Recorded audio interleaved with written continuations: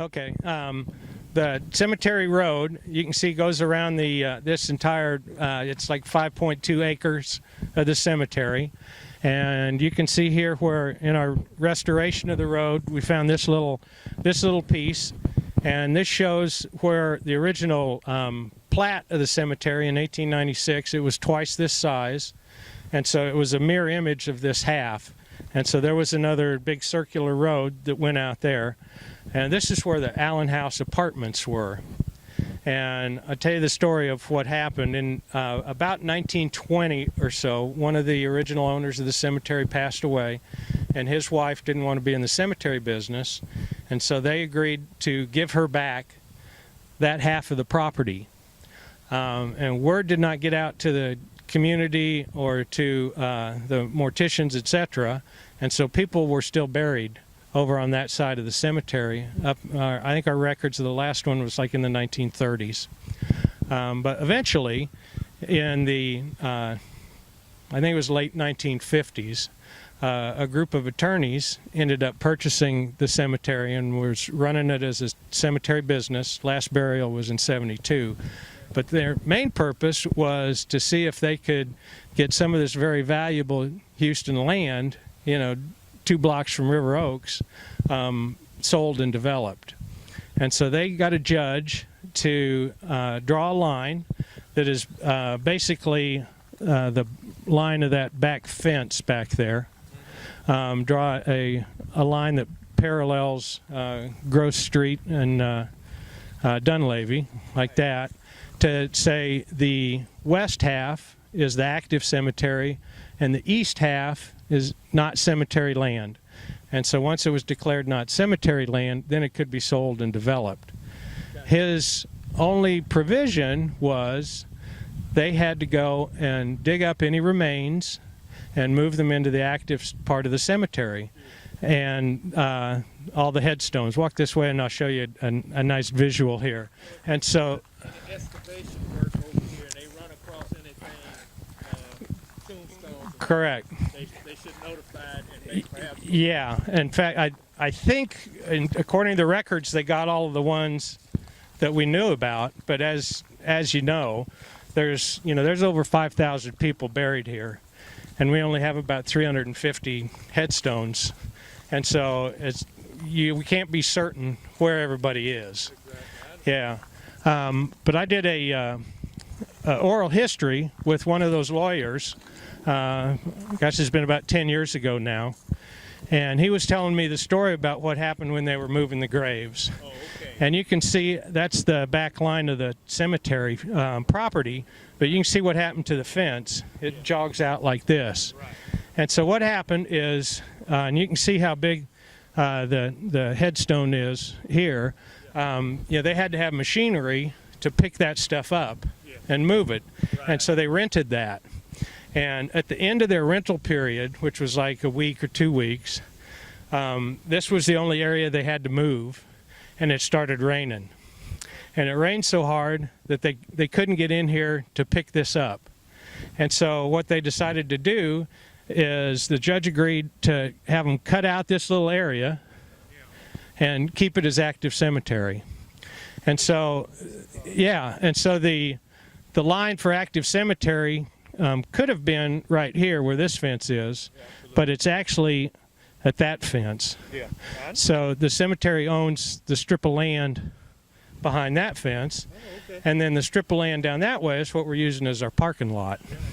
And that's all cemetery property now. Now, can I ask you this, Randy? Can the public come out here and visit some of these grave sites? Is this open to the public? Yep, all the time. There's no gate up yet, and so it's open all the time. But our official policy, it's open daylight hours. Okay, Yeah, because you don't want people out here at night, obviously. Now, Anthony was telling me this one thing before you leave, Randy, Uh-huh. is that they have a lot of vandalism and people breaking up a lot of the headstones out here. Yeah, that's happened in the past, and again, when we were first clearing it, we found a lot of that.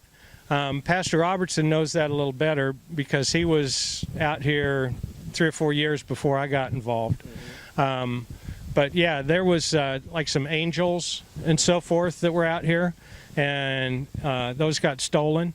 There's been Some of the larger headstones have been stolen, and apparently people take those and grind it down and resell them. So, As you can see, we're walking toward the historical marker for Reverend John Henry Jack Yates, and you can see some of the other grave sites that are out here. And you can up on a Mr.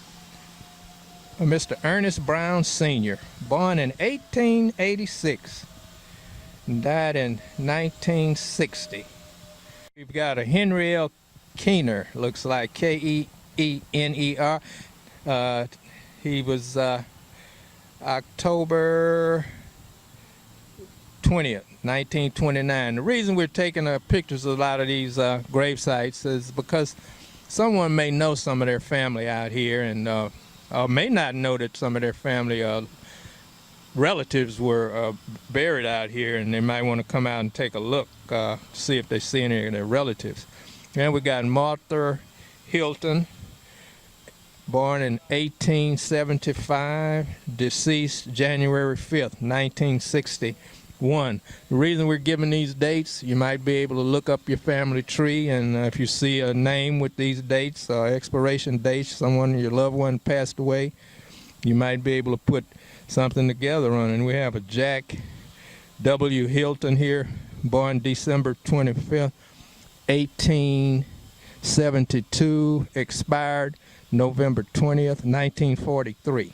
We've got a Dave Mitchell here, born in 1852, died in October 21, 1932. All right, here's another grave site that similar to the one we just showed you, and it's been look like something's happened here from lack of maintenance, or maybe someone accidentally ran over it, or the earth shift. I don't have any idea, but that's just another reason that these ancient, I'm going to call them ancient grave sites, historic grave sites, should be well kept and looked after, because there's so much vandalism going on in today's world that you never know how this happened. Okay, now here is a grave site surrounded by cement bricks, pillows, and see if we can make the name out here. It's a Dawn, looks like Mrs. Leola Richardson. June Kent, that's all I can make out, so I don't know. Here again, we don't know if it was vandalized or how it's broken up to where, but you can make the name out. Here's a McGinnis father and mother. This is what it tells us. 1846, transition 1926. Mother, 1864, transition 1943. Here's a little grave that apparently was for someone's child. It says, "Our baby, Thomas Kyle Crawford, May 17th, 1909 to June 12th, 1913. Bless his soul."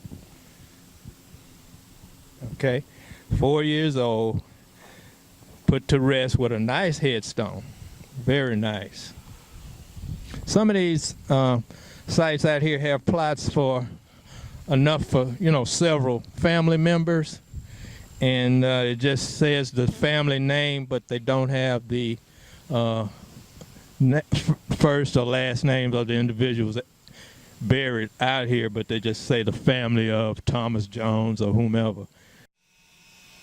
Okay, we have a new plot that's been put out here for the Green family. They've discovered the cemetery, and they put this headstone out here in remembrance of Norma T. Green, born 1899, transitioned April 17th, 1951. We have Willie Green, July 7th, 1897, transitioned January 26th, 1943, and Norma Green Howard, February 1st, 1921, August 29th, 1947. That's the daughter. So we have the husband, wife, and daughter honored here, and I understand Mr. Green comes out and takes personal care of this area in the cemetery for his family. Okay, we have a Rosie James here, dedicated, Edith Richard, and G.O.B. Nichols. We also over here, we see some recently placed poinsettia here between the two sites, and this looks like an Ostella Ames family. It's Okay, you know, Jerry, you know, I hate to, you know, I'm an Ames. My mother was an Ames. My grandmother was an Ames. And us Ames came out there towards San Felipe. And, you know, during them days, you know, that's when most of the slaves and stuff was coming out of San Felipe. And I'm going to check into this myself, Jerry, and see whether or not we have any bloodline between the Ames family that's coming out of Patterson, Texas, which is out there on the other side of Brookshire. Okay, we've got some freshly placed flowers here at Josephine Williams' gravesite. Josephine was born 1876 and transitioned in 1955. As you can see, we have the Price Hunt family. We have Wilfred N. Price, 1868.